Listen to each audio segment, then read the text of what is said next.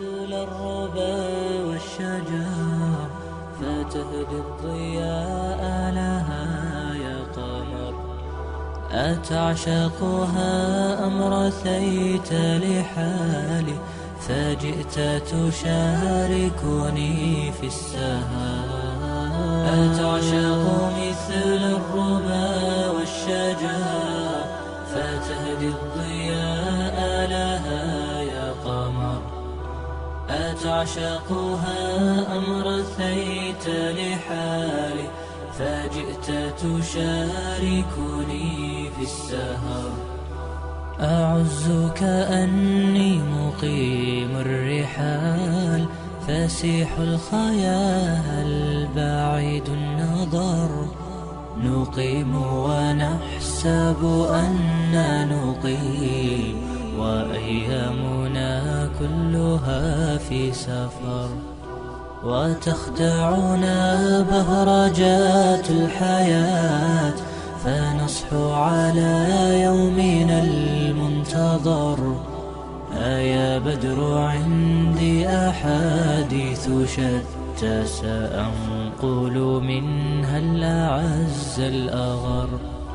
سأخبر عنها وفيها الوفاء وفيها الحنان وفيها الظفر وفيها الأنين وفيها الحنين وفيها دموع تحاكي المطر. كأنك تعلم منها الكثير وأنت تحيط ببحر وبر.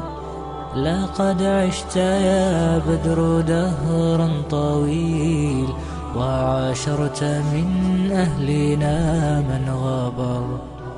فقل لي بربك أخبرهم وحدث بها خبرا عن خبر. فأبدى اشتياقا لهذا الحديث وزاد ائتلاقا يسر النظر. وقال أتعني الرسول الكريم أتعني الصديق أتعني عمر أتعني الرجال الأمات الضلال وأحيوا بهدي الكتاب البشر. أقول وقد شهدت مقلتاي جليل المعاني وأسمى العبر. أولئك من سطروا للعلا أجل الصفات وأعلى السير. رسول نبي كريم الطباع وأصحابه حوله كالدرر. تنام المعالي على طرفه وتصحو على صوته في السحر. شباب الهدى قد بنت أمتي عليكم من الأمل المنتظر.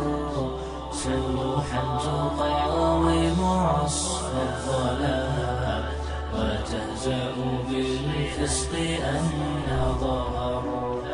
فهل جعلتم لبنيانكم أساسا من الحق يأبى الضرر. وما الذي لله في دربه كفاه المهيمن من كل شر. يعز على المرء أن لا يرى شباب الهداية يأبى الخبر. ويكره قلبي دليل الخطى فتى بين أترابه محتقر. فتى حطم الكفر أسلافه فحطمه الكفر لما هجر. أبى أن يطبق إسلامه وكان على قمة فانحدر. وشر المصائب